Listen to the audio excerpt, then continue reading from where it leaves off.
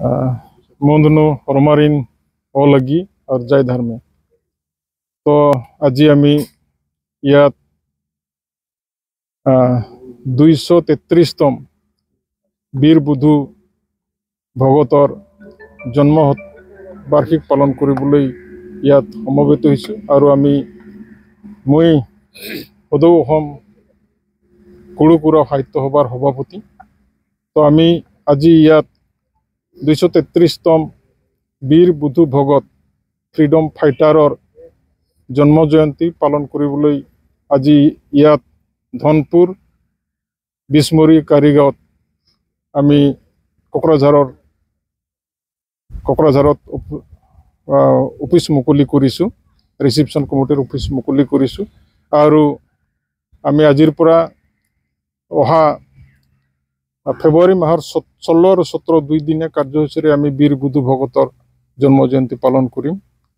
তো আমি ইয়াত 51জনীয়া অভ্যৰ্থনা কমিটি বনাইছোঁ আৰু আজি আমি অভ্যৰ্থনা কমিটিৰ কাৰ্যালয় মুকলি কৰিছোঁ। তো আমাৰ এই কমিটিত সভাপতি হিচাপে সুভাষ তিৰ্কী, AWDCৰ ভাইচ চেয়াৰমেন, লগতে মুখ্য উদ্যোক্তা হিচাপে এই সমষ্টিৰে কোকৰাঝাৰ ৱেষ্টৰ লৰেন্স ইছলাৰী ডাঙৰীয়া উদ্যোক্তা হিচাপে আছে। আৰু মই অভ্যৰ্থনা সমিতিৰ ৱৰ্কিং প্ৰেচিডেণ্ট আৰু ইয়াত সাধাৰণ সম্পাদক হিচাপে আছে ফ্ৰান্সিছ চাৰ্মাকো। আৰু আমি অভ্যৰ্থনা সমিতিৰ সকলোৱে গোট খাই পেলাই অফিচটো মুকলি কৰিছোঁ।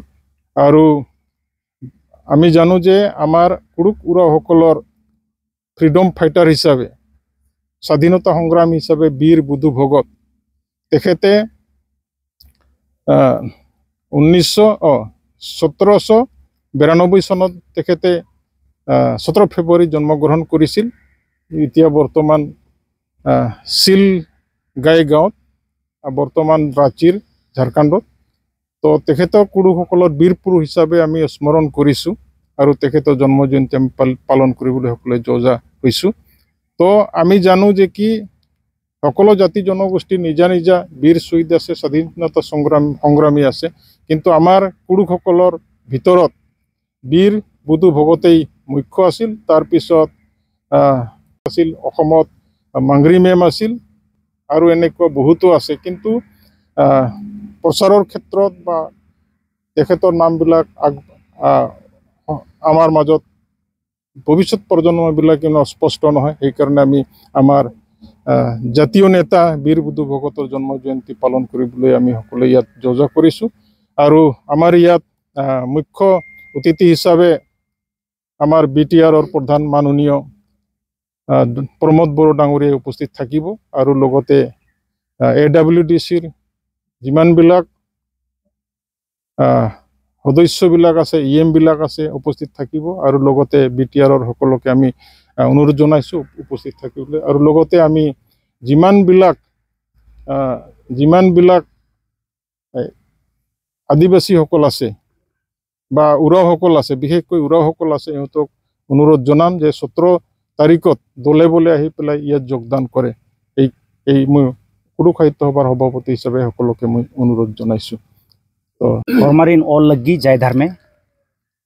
আজি আমি বহুত সুখিত, কিয়নো আমাৰ যি বীৰ আছে বা আছিল আমাৰ সমাজৰ পৰা, এখেতে হ'ল বীৰ বুধু ভগত। আন এখেতৰ 233তম জন্ম জয়ন্তী আমি পালন কৰিবলৈ আগবাঢ়িছোঁ।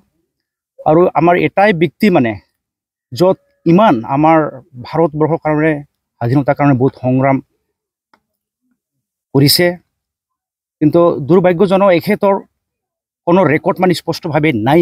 ক'ব গ'লে অসম বুৰঞ্জী বা ভাৰত বুৰঞ্জীৰ কোনো ইতিহাস, কোনো ৰেকৰ্ড নাই।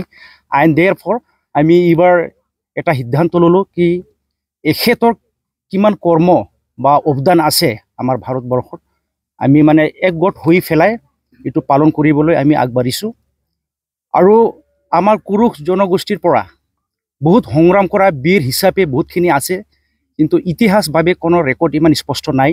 অসমত ক'ব গ'লে মাংগ্ৰি মেম আছিল, আৰু আমাৰ কানা বুদ্ধ আছিল আৰু বীৰ বুদ্ধ ভগত আছিল আৰু আমি সন্মান কৰোঁ।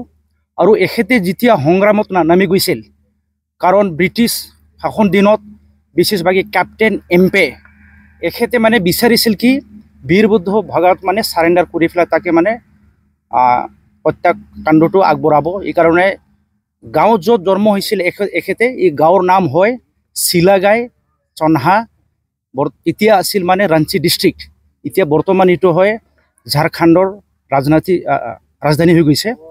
তো এই গাঁৱত মানে এই কেপ্টেইন এম্পে ব্ৰিটিছৰ ফালৰ পৰা পুৰা মানে ঘেৰাও কৰি পেলাই এখেতক মানে চাৰেণ্ডাৰ কৰিব দিছিল, কিন্তু এখেতে চাৰেণ্ডাৰ কৰা নাছিল। তো কেপ্টেইন এম্পে মানে 300 চিপাহীক মানে ডিপ্লয় কৰি পেলাই এখেতক মানে আৰেষ্ট কৰি পেলাই মানে শ্বুটাৰ কৰিবৰ মানে এইটো প্লান কৰিছিল সিহঁতে, কিন্তু পাৰা নাই। কিন্তু দুৰ্ভাগ্যজনক মানে ইনডাইৰেক্টলি গুলিটো লাগি গ'ল আৰু এখেতৰ মৃত্যু হ'ল 13 ফেব্ৰুৱাৰী 1832 চনত এখেতে মৃত্যু হ'ল। তাৰপিছত যেতিয়া আছিলি এখেতে মানে তিন ভাগৰ মানে সংগ্ৰাম চলাইছিল। প্ৰথম আছিল ঘৰেলা ৱাৰ, য'ত মানে সিহঁতে ফৰেষ্টত মানে আম্বুজ হৈ পেলাই ব্ৰিটিছ চিপাহীবিলাকক সিহঁতে আক্ৰমণ কৰি আছিল। তাৰপিছত ই আহিল কি কল বিদ্ৰোহ, তাতে সিহঁতে বহুত সংগ্ৰাম কৰিলে। থাৰ্ড ফেজ আছিল এখেতৰ আছিল কি লড়কা বিদ্ৰোহ বা লড়কা ৰেবেলিয়ান।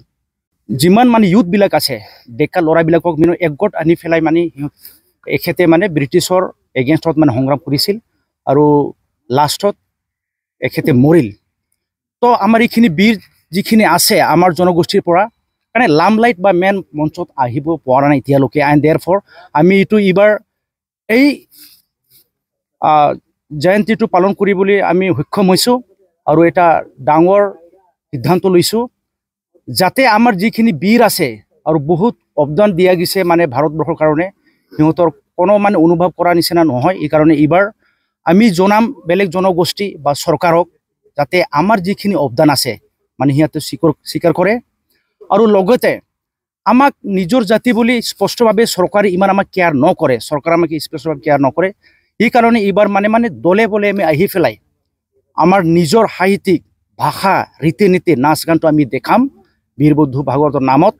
আৰু ছেকেণ্ডলি মই গোটাই আমাৰ সমগ্ৰ অসমবাসী আৰু আমাৰ আদিবাসী সামুদীয়া মানুহৰ প্লাছ আমাৰ উৰাও জনগোষ্ঠীসকলক দলে বলে আহি পেলাই ই আমাৰ কৰ্মত বা ই পৰম্পৰা বা ই আমাৰ উৎসৱত বা এই প্ৰগ্ৰামত যাতে মানে ভাগ লয়।